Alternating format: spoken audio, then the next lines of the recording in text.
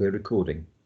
So what I'll do at the end of this session is I will download the recording, I will upload to YouTube, and then I will give you access to the YouTube recording. And what you'll find with YouTube, if you found this already, is there is an automated caption system on YouTube.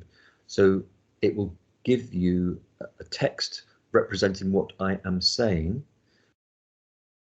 The thing about YouTube captions is that the YouTube caption doesn't add punctuation, so the text will be a stream with no full stops or commas, and it will do something with my language that I would encourage you never to do, which is it'll have things like lowercase I for the word I. So if I say I, it'll be a lowercase I. Obviously, if you were writing I in a sentence, you would use a capital I for when you mean me. So I'll upload that. The other thing that I've noticed that YouTube finds difficult to deal with is the word Aula, A-U-L-A. So that's the platform that we're using instead of Moodle. So you'll see that spelt in a variety of ways on YouTube, usually as Aula, like the nighttime bird owl, you know, O-W-L. Owl is how it usually spells it. Okay, I'm going to share my screen because I want to talk about a couple of things. So the first thing I'm going to go to is I'm just going to get the Owler site up. So just a quick view about what we're going to do this afternoon. I'm going to pick up questions. I'm going to talk with you, and I'd like some feedback from you about the learning theories that Selwyn talks about. Now, there are two ways for you to get your head around the learning theories. You may know this stuff already, but Selwyn provides some really useful guidance on learning theories, and I strongly, strongly recommend that you read the Selwyn chapter if you have not read the Selwyn chapter already. And the Selwyn chapter is here. So there's a link there to the ebook, Key Issues and Debates, Education and Technology. So there's the link there that will take you directly to it, and you need to look at chapter 4.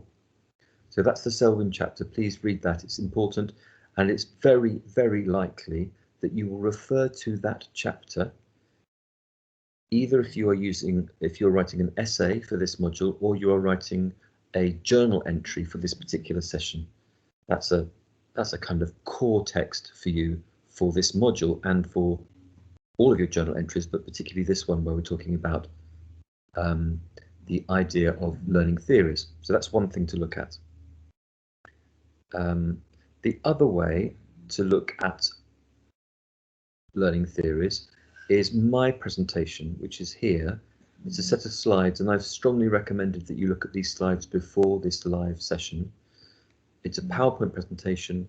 Just go through it, and it explains, it very strongly draws on the Selwyn chapter, and it talks about different learning theories. And what I've tried to do in this presentation is make the links between the learning theories that we all understand, so things like constructivism, behaviorism, and I make links from those learning theories to technologies that are used in education. So how, if you like, the theories have influenced the way that technology designers have thought about their products. And the other pre-activity thing was just a bit of light entertainment, but I think it's quite handy, this one. I don't know if you follow the Big Bang Theory anyway, but this is a short video. It's only about 4 minutes long. But if you know how the Big Bang Theory works, Sheldon, this character on the right-hand side, is quite annoying, and but he's demonstrating in this short clip how behaviorism works in quite a simple way. So if you want to kind of get a handle on behaviorism, this is a kind of a good way into understanding behaviorism. So that's the stuff about the pre-session activities. if you've not done those yet, if you've not looked at that stuff yet, please have a look at that after the session, sort of catch up. That's absolutely fine. I wanted to, I'll just go back to the main screen again briefly. I'm just going to move to that screen. Now, the next thing I want to talk with you about briefly is about any questions you might have. Now, I've put this Padlet up. So here's the iTech Padlet. This is this module, and I had one question on this, and this was about over a week ago, which was about the format for journals. We talked about that in the last session on the 1st of October, and there haven't been any more questions about this module. So add questions. If there's anything about the module, or particularly about the assignment for this module, post the questions up here. Your question will be anonymous. Nobody knows who is asking the question, but it would be helpful for me because it gives me an idea about where you are feeling less confident about the module. And I want everyone to be confident about what they've got to do. And I can answer questions directly, as I've done in this example, or I can partly answer them here, and then I can follow up in the live session. So the way to add a question is just to tap on the circle there, the pink circle with the cross in it. You click in there, click, and then you get a little screen. Let me just show you what happens. Hope this works for us. There you go. So you write, give your question a title, sort of, you know, a broad idea about what you're writing about, and then write your question in there. Okay. So let's say you want to ask about essay. And then you say how, you write, oops, you just write da da da, how da da da da da da, you write a question in there, and then you post it. And you post it simply by clicking outside the box, like so. That makes sense? I'm going to delete that because it's a bit unclear. So I'm deleting that question. But that's how it's really straightforward, and you will be anonymous there. So if you've got any questions about the module, please add them to the Padlet. How do you find the Padlet? Let's just remind myself about this. I wasn't very good at finding where I've put these things before, was I? Let's have a look here. Guide, not there anyway. Did I put it here? You remember? Terrible. Access, not there. I'll find it. Anyway, it's you just have to go onto padlet.com. And then I'm going to pop that and I'll put it into the chat. Pop it into the chat. So if you need to ask any questions, you can ask it directly into. Added it there. That's in the chat if you want to add any questions. You don't have to add questions now. It's kind of, if you like, it's for you to add questions out of hours. So you might, I don't know when your best time for working is, but it might be that you kind of wake up at, or you finish work. I mean, maybe you're working and you finish work at 11 o'clock at night, and you get home and you can't get to sleep, and at 1 o'clock in the morning you want to ask a question about iTech. Go to the Padlet, type in the question there, it's done, and I'll get back to it usually within about 12 hours. So I'll respond to it within a day. It's flagged up to me so I can see all of those questions very quickly. So that's a kind of general tool to use if you've got any questions about the module. You know how Padlet works already, because I know that various lecturers used it in your first year. So let's talk about this session's content. So let me go back into week 3. Let's go into the live session here.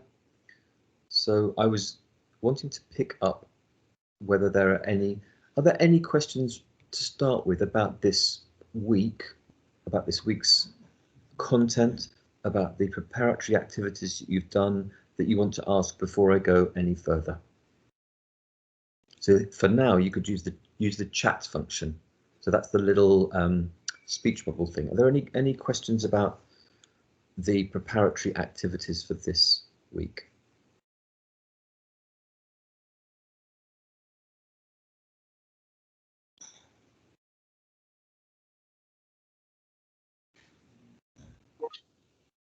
Great, thanks, Nikita. That's great. I'll plough on then. I'll keep going. Thanks for responding. Thank you. That's very reassuring, Nehar. I hope it is. The design of this is meant to be self-explanatory, so that's great. Thank you. So I'm going to go back into this again. So the Selwyn chapter. So thinking about the approaches to teaching and learning. I think what I'll do is I will share my PowerPoint with you, because I think that would be helpful in terms of thinking about the content of this week. And I won't do the whole PowerPoint because it's there for you, and I'm quite keen to avoid simply going over stuff that you've already seen. I'm not sure that's the most helpful way for me to proceed, but I'm going to talk to you about some of the key stuff from the PowerPoint. Let me go in here. So I'm not going to spend a long time here. I'm just going to talk briefly about the learning theories that I refer to in the PowerPoint and that Selwyn refers to in that chapter. So the first learning theory that I talk about is behaviorism, and the author, the writer, the scientist who really, for our purposes, introduced the idea of behaviorism is Skinner, S-K-I-N-N-E-R, Skinner. And Skinner carried out a set of experiments with animals, and the experiments involved trying to manipulate the behavior of animals by the use of rewards.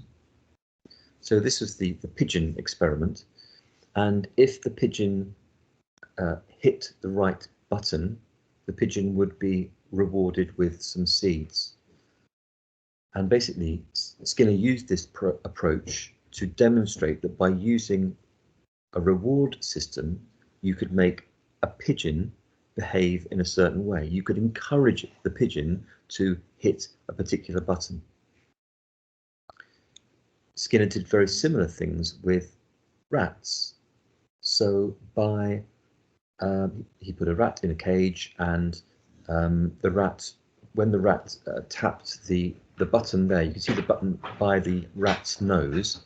When the rat tapped the button, the rat was rewarded with food, and so basically the rat learnt to tap the button in order to get the food. So basically Skinner is teaching the rat a certain behavior, hence behaviorism. So Skinner did it with pigeons and rats, but this idea of behaviorism has become something that we refer to a lot in classrooms in the UK. We think about behaviorism, and behaviorism, we often associate it with the idea of good behaviour and bad behaviour. You know, when the children are sitting with their legs crossed and their arms folded and they're listening and they're not interrupting, that's good behaviour. I'm using that in inverted commas. That's one way of thinking about it. And if they're rolling around under the table or throwing books around the classroom or interrupting or not taking turns, that's bad behaviour. And the teacher might reward good behaviour by putting a smiley face on the board, or putting a star sticker on a star chart, or by putting a marble in a jar, or by saying to the child that is sitting with their arms crossed and their legs folded, well done, that child. Those are all rewards. So that's using rewards to encourage a certain type of behaviour. And in classrooms in the UK, certainly in England, you'll see examples of sanctions being used, where things are taken away from children who don't exhibit the behaviour that the teacher is looking for. So if the teacher If the child shouts out, the teacher may put a sad face. That's something that's used quite often in classrooms, a sad face by that pupil's name. They might move down a behaviour chart, so they might start on green and they can go up to silver and gold, or they can go down to red if they break classroom rules. So it's a process. Behaviourism involves a process of rewards and sanctions. Children who do the things that the teacher wants get rewards. Children who don't do those things or do the things that the teacher doesn't want get sanctions. So it works in the same way as it worked with Skinner's rats and Skinner's pigeons. The rat gets the food if the rat does the right thing, and if the rat doesn't do the right thing, the rat doesn't get the food. So it's behaviourism that is developed as a theory with Skinner's work with rats and pigeons, and essentially we apply that in classrooms. Okay, I'm just going to stop for a moment, come back to you. The theory of behaviourism. Okay, Skinner, I'll just pop his name in the chat here. So that's our first key theory. Okay, now this module is called Introduction to Technology and Education, and I'm only talking about education at the moment. I've not talked about the idea of technology. So the next bit is this thinking about, okay, what does that look like in the context of technology? What does reward and sanction look like in the context of the use of technology? So let's go back to that PowerPoint presentation. I'm going to whisk through a couple of slides. Let's go through here into behaviorism.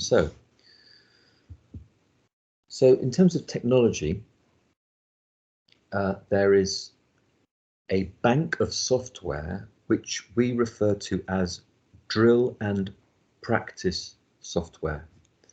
And that software is often used for reinforcing basic skills. So for example, here's an example here. It's a very simple mathematics piece of software. And what happens here is the child, the pupil, is given a question, and they work out the answer to the question, and they enter the answer at the bottom there. And if they get it right, they get a tick, and if they get it wrong, they get an X. So the reward there is the tick. So using the same principles, the child does something correctly, and they get the reward of the tick. You will have seen you will have used quizzes where if you enter the correct answer, if the software is like a quiz game, if you enter the correct answer, you'll get a kind of fireworks shower as a reward. And if you get the wrong answer, the computer will go, so it will indicate correct with a celebration or incorrect with a sort of a downer sound. Again, this is about reinforcing basic understanding.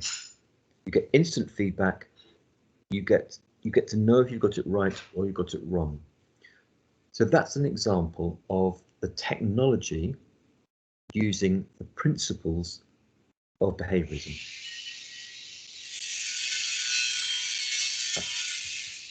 Sorry about the noise. That's me making that noise, not personally. It's somebody's sorting out the bathroom, so I apologise for those noises. They'll come in a bit of banging and a bit of drilling. So that is behaviorism. So we've got behaviorism from Skinner, pigeons, rats. We've got classrooms then picking up that practice and teachers using that approach to encourage good behaviour and discourage bad behaviour in the classroom. And then we've got software designers using those similar principles when designing pretty simple drill and practice software. Now, let's think about the assignment for this module. So the assignment for this module is about you thinking about how technology supports learning. That's the principle that underpins all of our thinking with this module. Okay, you'll be writing journal entries, that's one of your options. You'll be writing an essay, that's another option, or you'll do a combination of those two things. Okay, but it's all about how does technology develop learning, support learning, improve learning, have an impact on learning. So thinking about that model of drill and practice software, you might want to think about what are the advantages, what are the benefits of drill and practice software? How does it help learners? How does it improve learning? What are its advantages for learners? What are its advantages for teachers? Always thinking about the learning. How do these things improve the learning of learners? And then you might want to think, are there some drawbacks with that kind of technology? What might the disadvantages of those types of technology be for learners? What does that type of technology miss? Okay, so it's thinking about the positives of that type of technology and what might be the drawbacks of that type of technology. And if you look at the presentation, let's pop back there again, I've indicated here for behaviorism what might be the disadvantages there. So I've talked about it being a limited model. It's basically there's no kind of thinking for the pupil. It's very much, it's encouraging kind of spontaneous rote learning. R-O-T-E, rote learning. And it's possibly just looking at superficial changes in learning. So it's not looking at developing pupils' deep understanding of how multiplication or addition work. It's just practicing something. So it's not investing in the underpinning understanding of mathematics. It's just simply measuring, testing on a very superficial level. So you could say that those are the disadvantages of that type of software. And if you were presenting this in terms of an argument in an essay or a journal entry, you might use language like this. On one hand, you could argue that these are the advantages. On the other hand, you could say that these are disadvantages. So you could get a bit of an argument going in your either in your journal entry or your essay. I've referred to the word or the phrase learning gain here. What I mean by learning gain is the difference, the improvement that comes from using technology. So it's thinking about, okay, what will pupils learn without technology? How will that learning be improved with the use of technology? So you've got a kind of level there, which is learning without technology. And then technology designers will say, okay, well, if you use technology, learning will improve. That's the gain. It's the difference that using technology will make to the learner. The improvement that learners will make as a consequence of the use of technology. That's the learning gain. And that's a really important thing for you to think about. It's really important to think about learning gain. And what I want you to do for this module is to be critical. That means thoughtful, questioning about the impact of technology. I've mentioned this before. There's a danger that we simply accept that technology is hugely beneficial for learners. And that's an assumption. I'm encouraging you to move away from that assumption and think instead of What do we know really about the positive impact of using technology, and what are we less certain about? Can we be sure that technology is always the right thing, that it always increases the learning gain? Maybe sometimes technology just gets in the way.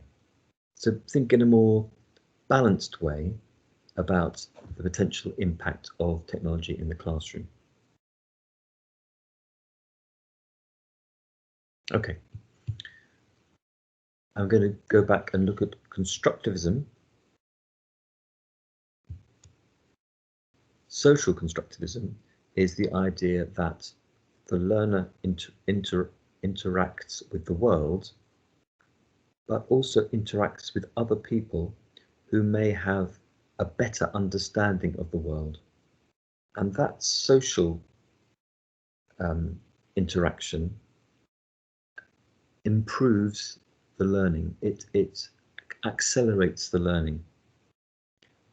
The social constructivism idea is at the heart of what happens in the classroom. You've got your pupil, you've got your teacher, the pupil does some work, and the teacher is there as the more knowledgeable other person, and they can further support the development of learning. They can push, they can stretch, they can provide models, they can improve the learning of the learner.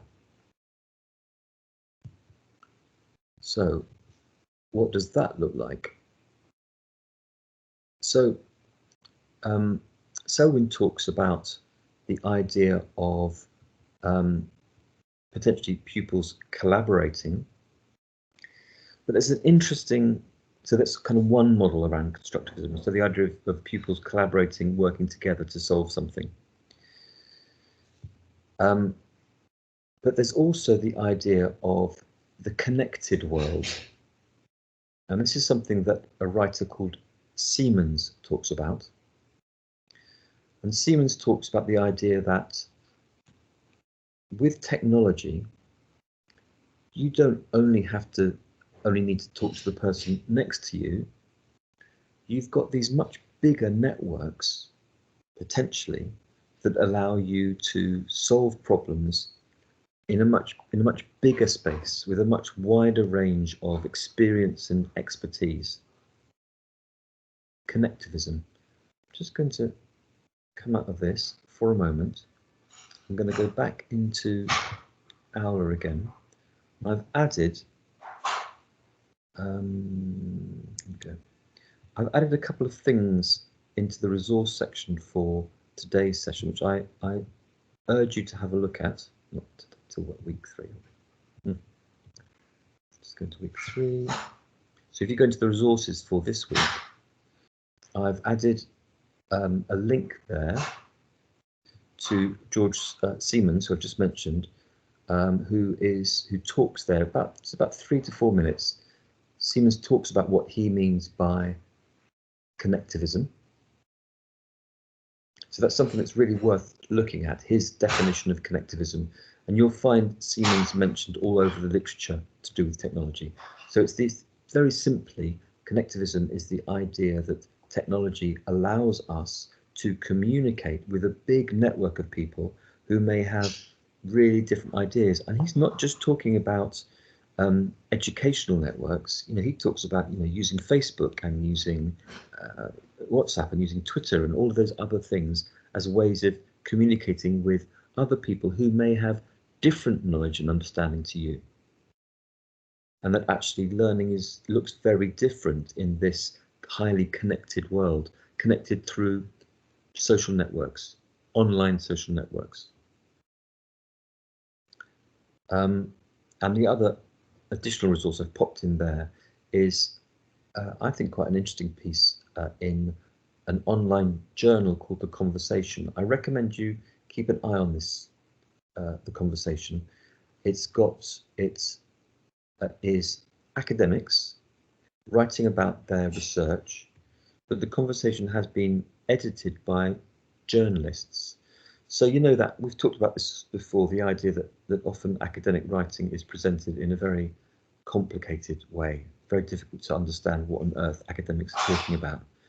the good thing about the conversation is it's got the ideas of researchers, but those ideas have been expressed in the ways that are meant to be clear to everybody.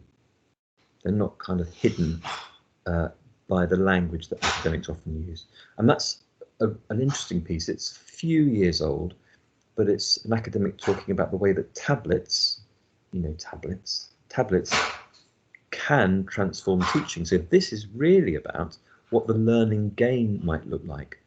What can the use of tablets in the classroom do that adds to learners' learning? Okay. I'm going to come back into our session here. Now, I'm going to pause for a moment there because I've talked for a long time there. Questions about this link between learning theories and technology? Does that start to make some sense?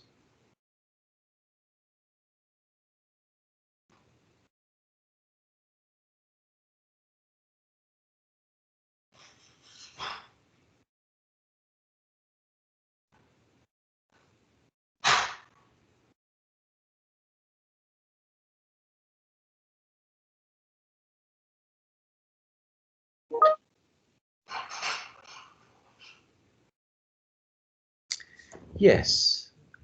Elisa, yes, you can write about your own experience with technology. So you could very much. So if you were doing, for example, a journal entry, you could talk about your experience with technology either as a learner. So you could reflect back on your experience as a learner in primary or secondary school or at college, and think then about the use of technology. The use of technology and learning gain. So thinking about the idea of the difference that the technology made. How did the technology support your learning? You could think about your experience during your language literacy and learning placement in your first year, and reflect back at that and think about what you saw teachers doing and how they were using technology, and how you saw that could potentially impact on learners. But what I would like you to do there, if it was about this session, Elisa, it would be to try and make the link to the type of, maybe the theory that you can see being used there. So if it's about getting learners to use technology collaboratively, working together with technology, that's going to be something to do with social constructivism. If it's about using technology to communicate with a wider network, that's something to do with connectivism.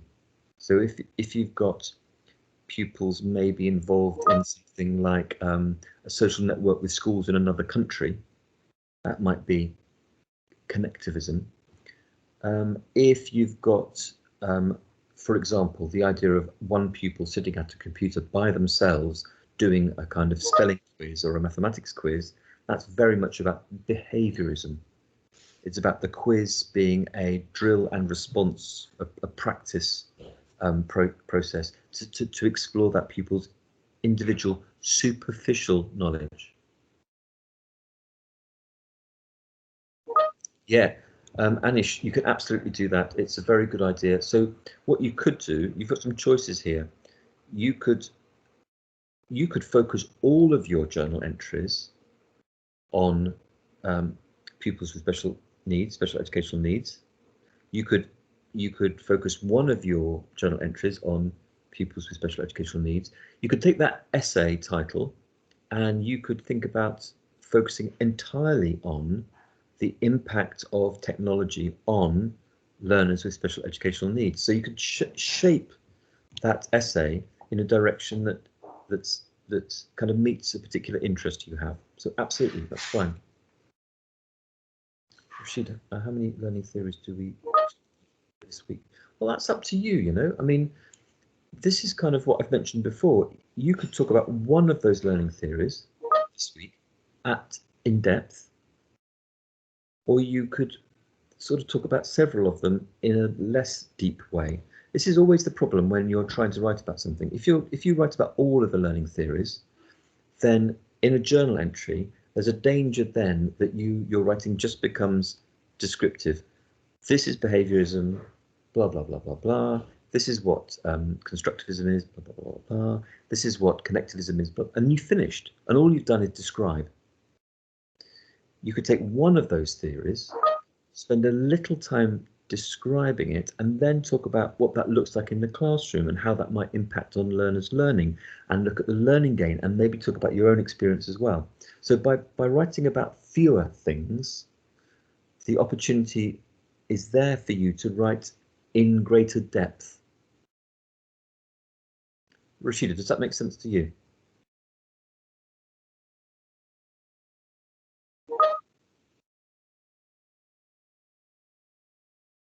Cool. Thank you. So it's not about how many you write about. It's not, oh, I've got to write about constructivism. I've got to write about behaviorism. I must write something about connectivism. That's not how it works. It's about you demonstrating that you're thinking about these concepts and making links between the theory and the practice, and thinking about learning gain. What difference does this make for learners in the classroom? And you could make that link very clearly by talking about only one theory. Okay, so one theory is plenty if you're thinking about your a journal entry. That's absolutely fine. For the journal this week, would we talk about both? That's the same, Shanjita. That's the same question. So same thing. You could talk about one or both. That's up to you. Whichever, in a way that you feel more comfortable with. There are four, but you don't have to talk about them all. Yes, it will help you understand more. That's very true, Toby. It will help by reading around this. It will help you more, but you don't have to write about four learning theories. Let's just think about this. You've got, if you're thinking about this whole assignment and you're going to write, let's say, 8 journal entries. If you think about journal entries, you're going to write 8 journal entries, and they're going to be about sort of 300-400 words each, 350 words each. If you're trying to pack 4 different learning styles, that only gives you sort of, 80 words per, that's not very much, 80 words to write about a learning style. If you wrote about 2 learning styles, you could write in greater depth. If you write about 1 learning style, and learning theory, if you write about 1 learning theory, that would be fine. You don't need to write about all of them, because writing about all of them means you're going to be writing with less depth. Asmin, no, you don't. I would suggest, if you choose to write about behaviorism, I would put Skinner into the mix. If you are writing about constructivism, you put Piaget into the mix. If you write about social constructivism, you put Vygotsky in there. And if you write about connectivism, you talk about Siemens. I would suggest 1 journal entry dealing with learning theories. Yes, Shanjita, come up with a question that you respond to in your journal entry. Don't wait for me to say write about this. But your journal entry today, if you're writing a response to this session in your journal, what you're thinking about is learning theories or a learning theory. Okay? Does that make sense?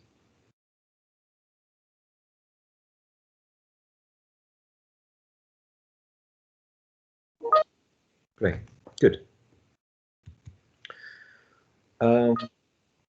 Yeah, no, not at all, Shandy. That's fine. Thanks for the confirmation. That's really helpful for me. So just popping back into the live session, just to make sure I've done everything I was meant to be doing, and leave some space there. So I put a note there about a follow-up activity there. So I can see that Toby at least has read the Selwyn chapter already. That's great. I would suggest you read the Selwyn chapter and look at the PowerPoint for further kind of clarification of things. There's another chapter here which is from Beauchamp, talking about theories of learning. So theories of learning and learning theories are the same thing. So there's another source which you could use for make reference to in your journal entry. Remember, I'm not looking for just your opinions. You need to make links between your opinions and your understanding and literature. That's important. So don't think about a learning journal only being about your own opinions or your understanding. You've got to back that up with links to literature. We talked about that last week. Okay, and make sure, and just a reminder that if you want some more stuff about some of the areas we've talked about, the Siemens video would be very useful. Siemens, Selwyn talks about Siemens. And I think Siemens' own explanation about what he means by connectivism is really helpful. It's a very short video and it's very worth looking at. And I think the Learn and Gain article in the conversation will be helpful as well. Okay. Now,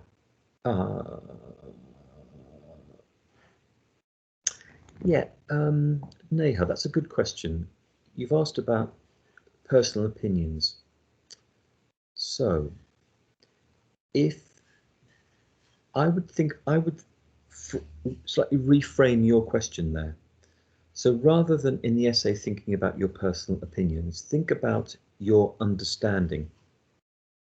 So it's your understanding informed by your experience and informed by literature. Because opinions, the danger with opinions is it sometimes just means something that we've thought and will always think.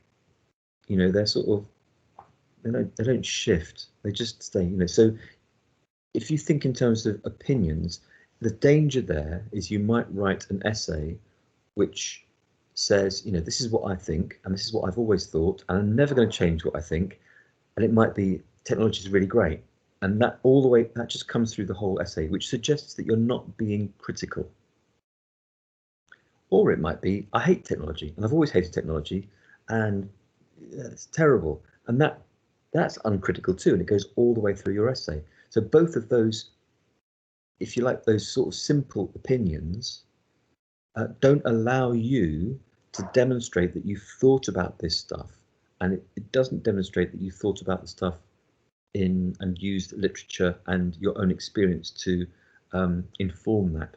So I would, in the essay, I would think more about writing about your understanding. You understand something and how you understand how something works, informed by the literature and informed by your own experience. So I think somebody a bit earlier on, let's have a look here. Somebody asked about their own, drawing on their own experience.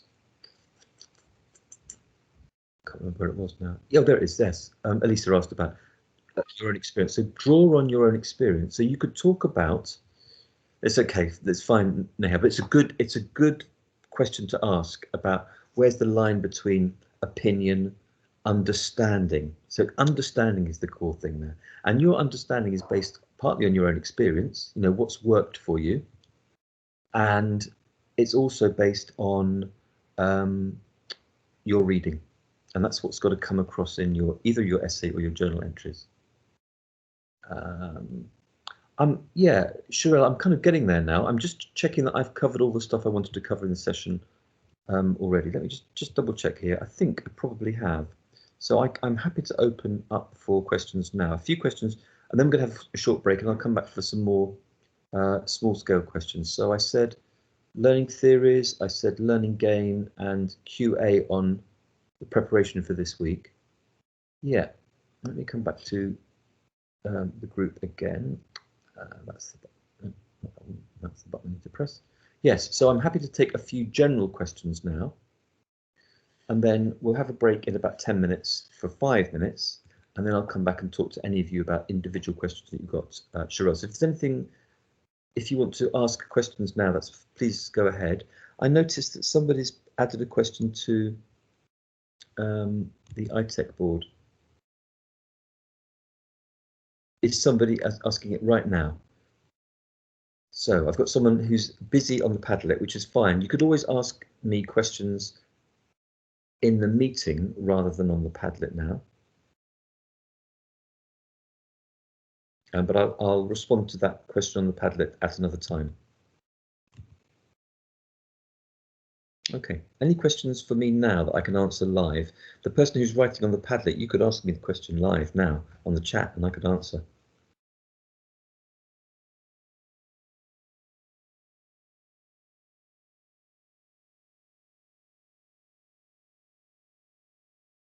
So in terms of this week's journal entry, if you're thinking, hi, Amina, in terms of this week's entry, if you're doing the journal entries, you're going to write something about your understanding of learning theories and how those learning theories relate to technology use in the classroom. You don't have to write about every learning theory. I'm encouraging you to write about fewer learning theories, one or two maybe in a journal entry, and that will allow you to spend more time exploring the learning theory and draw on the literature. I mean, what you want to do is you're going for a stronger mark. Here's the rub here, and by engaging with literature and exploring things at more depth, your mark goes up. Trying to cover everything in a journal entry is going to mean that your coverage is going to be very superficial, it's going to be very descriptive, and that's going to be a lower mark. So trying to cover everything kind of gets you through, but it doesn't show depth. Writing about one or two learning theories allows you to use more literature and discuss at greater depth, leads to a higher mark. Okay.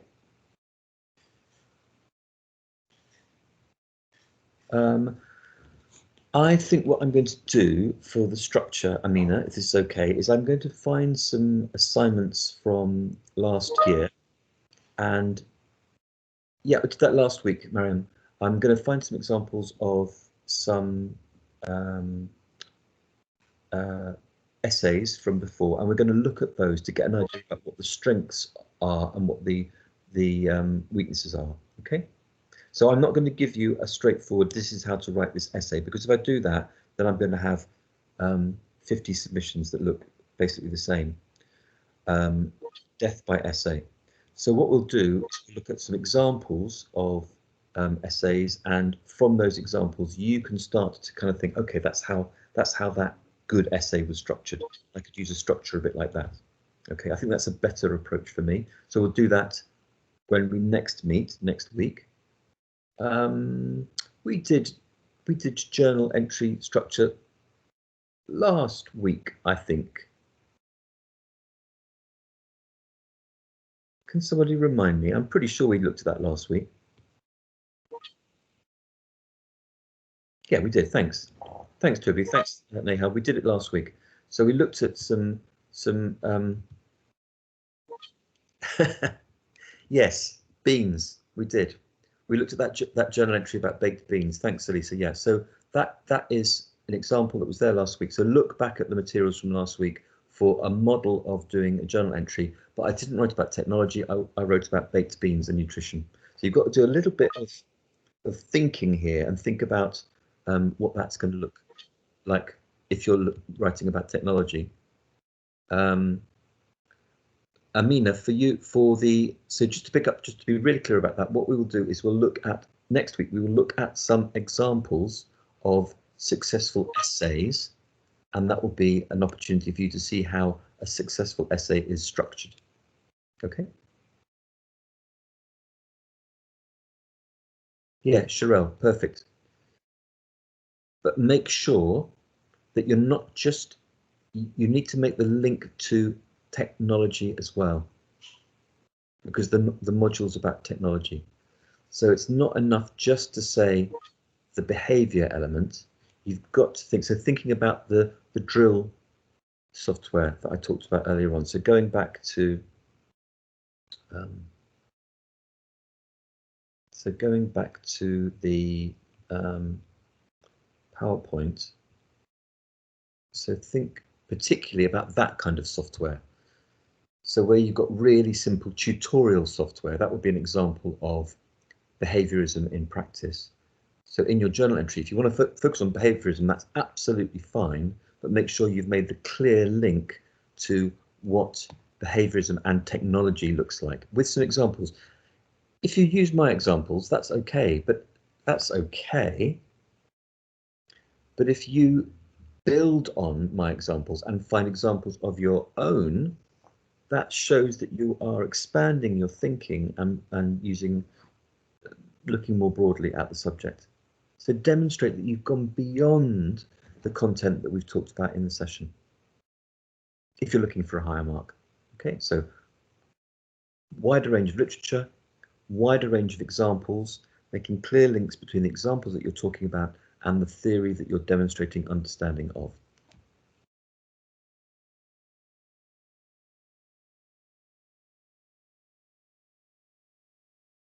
So that's Cheryl's question.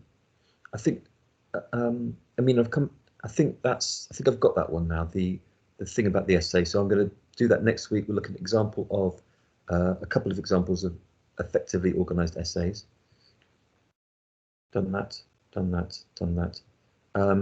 Drafts, there'll be tutorials at the end. So I'll set aside some time for having one-to-one tutorials, which you can book in and talk with me about your drafts. Don't forget your final drafts.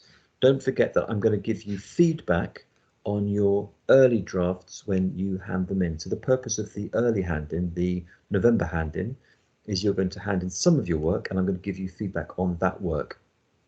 And then you're going to develop your responses there and improve those for later on. So you've got this double hand-in for this module, you know?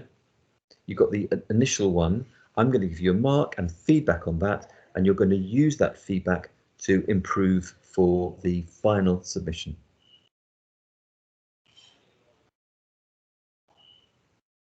Okay, everybody, it's 3 o'clock on the dot. I'm going away. I'm going away I'm going to answer Shanjija's question, and then I'm going to go away for 5 minutes. I'm going to grab a cup of tea, and then I'm going to come back and I'm going to pick up your any follow-up questions. So picking up the question from Asmina and Shanjida, yes, the marks in November count towards the final submission. Okay, there are 2 submission elements for this module.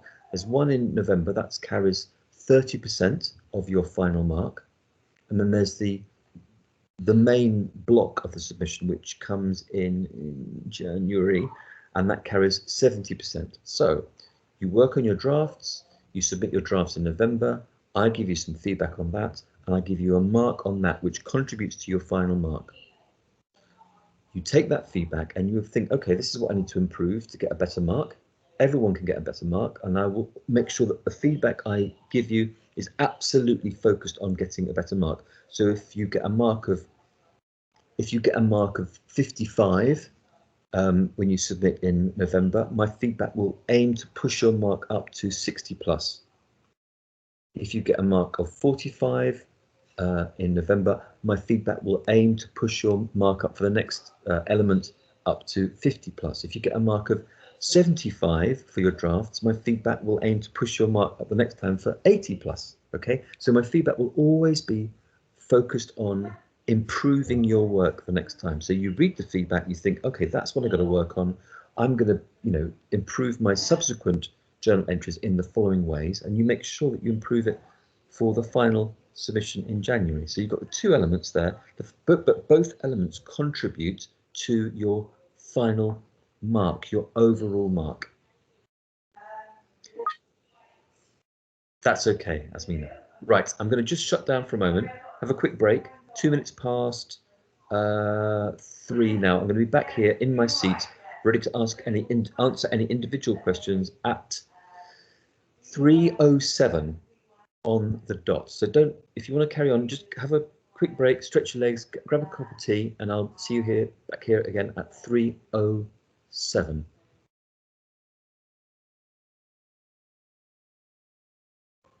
And I'm going to stop the recording now.